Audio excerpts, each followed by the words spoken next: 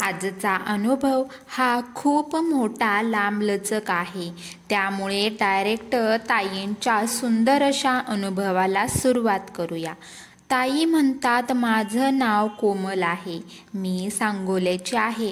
सर्वप्रथम स्वामींचं वाक्यच आहे, भिवू नकोस, मी तुझ्या पाठीशी आहे.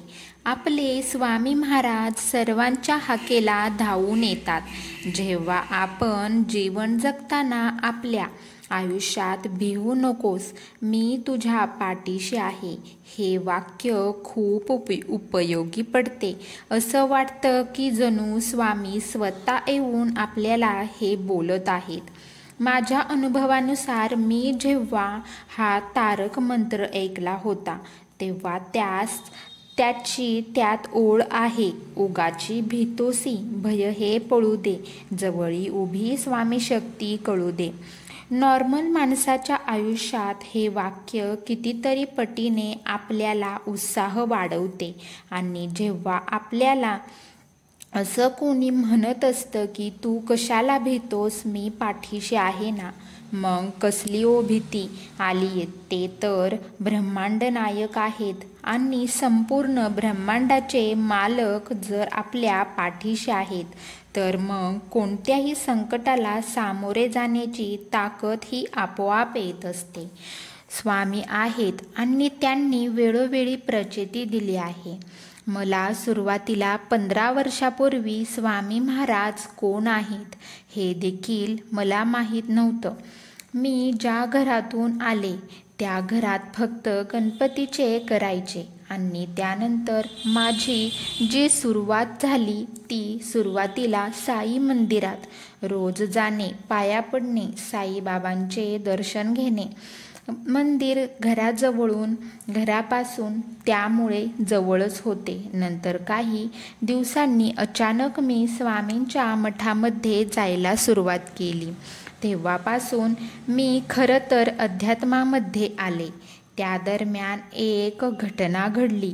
माझ्या 2021 मध्ये ॲक्सिडेंट झाला आणि माझा एक पाय लुळा पडला.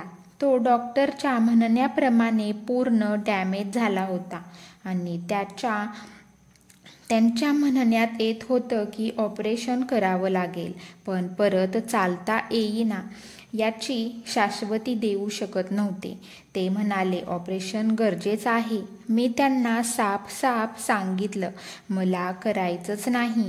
मग ते मला म्हणाले ऑपरेशन, ओझोन ट्रीटमेंट घेऊन पण तुम्हाला खाली बसता उठता येईल याची शाश्वती आम्ही देऊ शकत नाही. मी त्यांना म्हणाले मला माझ्या स्वामींवर पूर्ण विश्वास आहे. मग त्यांनी मला ओझोनची ट्रीटमेंट चालू केली. 3 महिन्याचा गोळ्या औषधं चालू ठेवण्यास सांगितले.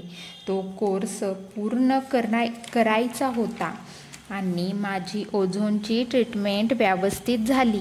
पण तेवढ्या कालावधीमध्ये मला माझ्या आईवर अवलंबून राहावं लागलं. त्यांचा मला कुठेतरी मनावर खूप त्रास व्हायचा, आवडत नसायचं. प्रत्येक महिन्याला तो 5 दिवसाचा कालावधी मला या सर्व गोष्टींसाठी खूप वाईट वाटायचं. मी स्वामींना म्हटलं, स्वामी मला माझ्या पायावर तरी उभा करा, नाहीतर मला तुमच्याजवळ बोलावून घ्या. हे आयुष्य कशाला दिले, मला नको असं आता नाही सहन होत. मी बसल्या जप लिहायचे. असं साधारण माझा 3000 वेळा त्यांनी जप करून घेतला. 3 महिन्याच्या नंतर माझा कोर्स पूर्ण झाल्यावर मी एकदा चेकअप करायला गेले. तेव्हा मी स्वतः माझ्या पायावर चालत गेले. तेव्हा डॉक्टरसुद्धा मला म्हणाले हे तर मिरायकल आहे. तुमच्या देवावरचा श्रद्धेने आज हा चमत्कार आम्हाला सुद्धा बघायला मिळाला. हे शक्य नव्हतं की मी माझ्या पायावर उभी राहील, पण स्वामींमुळे ही मला मोठी प्रचिती आली. मी स्वामी महाराजांचा हा अनुभव खूप जवळून अनुभवला आहे. त्यामुळे माझा विश्वास स्वामींवरचा जास्तच वाढत गेलेला आहे. आता मला जर कोणी ओळखायचं म्हटलं तर स्वामी सेवकरी किंवा स्वामी भक्त म्हणूनच सगळे ओळखत असतात.